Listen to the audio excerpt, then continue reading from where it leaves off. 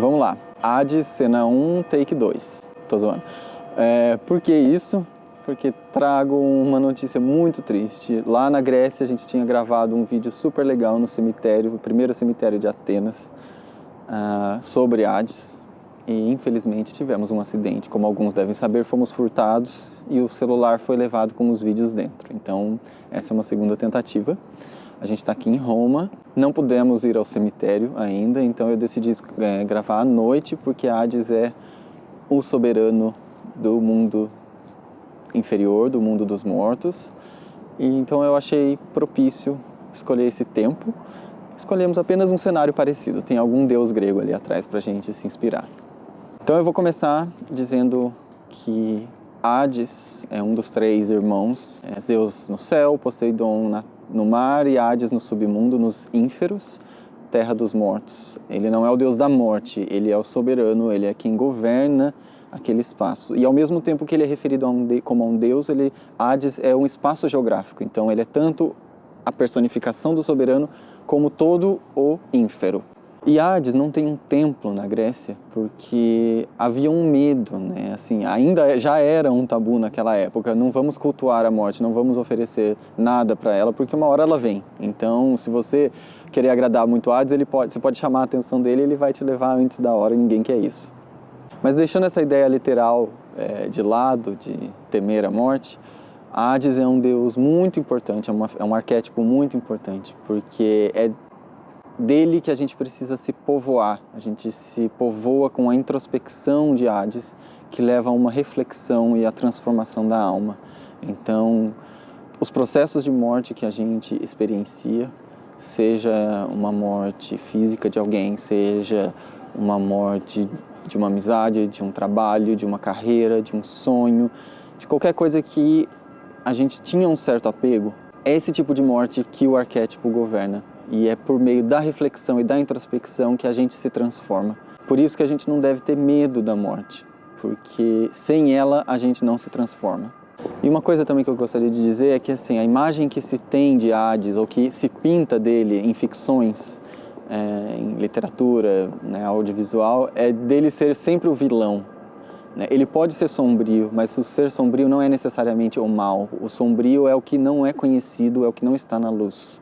Mesmo que seja uma qualidade boa, ela pode estar na escuridão, no sentido da consciência não ter chegado lá. Então ele não é raivoso, ele não é explosivo, ele não arquiteta planos para acabar com a humanidade. Então ele não é o vilão, definitivamente. Por ser o deus do mundo inferior, ele não se sente familiarizado com o mundo dos vivos. Então ele saiu em pouquíssimas ocasiões. Ele veio para a Terra, mais especificamente para 2 ocasiões. A primeira delas foi quando ele decidiu raptar Core, que se transformou em Perséfone, que apesar de algumas leituras é visto como o masculino que rapta e estupra o feminino. Então assim, saindo desse lado social, indo para o lado psicológico, é uma das coisas mais bonitas, porque foi com esse processo que ele se integrou. A Core, a Perséfone, é a ânima dele, é o lado feminino dele. Então ele foi atrás do lado feminino dele. E a partir dele, Core se transformou em Perséfone, a grande soberana do mundo dos mortos. Foi quando ela aceitou a sua sabedoria e decidiu viver lá com ele também. Ela quis viver lá, apesar de ter sido raptada. Então é muito bonito.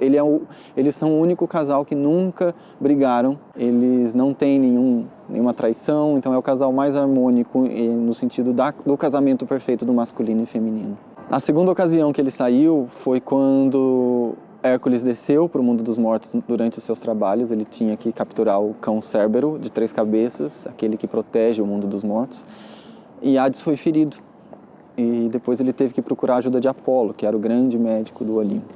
E é muito bonito, assim, é curioso pensar, porque o deus da morte não suportou sentir dor física como um mortal sente. Todos os divinos são expressões simbólicas de emoções, ideias e modelos. E a gente vê na mitologia, nos processos mitológicos, que a partir desses mitos é que eles se humanizam e que eles criam consciência de si. E é aí que a gente se identifica com os deuses. Justamente porque fazer-se humano é criar consciência de si mesmo.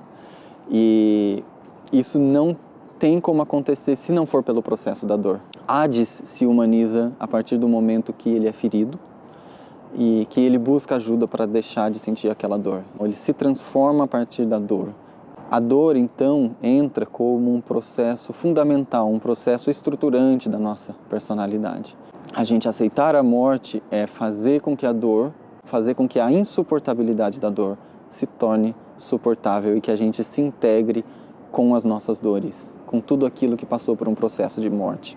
Como eu disse, seja no casamento, na carreira, nos amigos, a morte de um familiar. Todo o processo de perda é um convite para ir para o mundo dos mortos. Tem vários mitos que muitos heróis precisaram ir para o mundo dos mortos. E, diferentemente dessa questão cristã que a gente tem de o ínfero ser um castigo, não é um castigo, é um convite à transformação. Esses processos de descida ao mundo dos mortos, que vários heróis percorreram, Orfeu, Teseu, Hércules, são esse convite à transformação, a essa viagem. E a gente tem que lembrar que aquela pessoa que viaja nunca retorna, porque quem volta foi transformado para sempre. E isso não é só figurativamente nas transformações de Hades, nos convites à profundidade, mas em toda viagem que a gente faz. Se você pensar bem, se você tiver com os olhos abertos, você vai perceber que quem voltou é uma nova pessoa. Então a gente percebe a busca de conhecimento em duas vertentes. Aquela exterior, que é a aquisição de informação, aquisição de conhecimento, de relações, e a segunda que seria a busca subjetiva de introspecção, de reflexão, e que para a qual a gente não consegue sem abraçar nosso lado de Hades, nosso lado do submundo.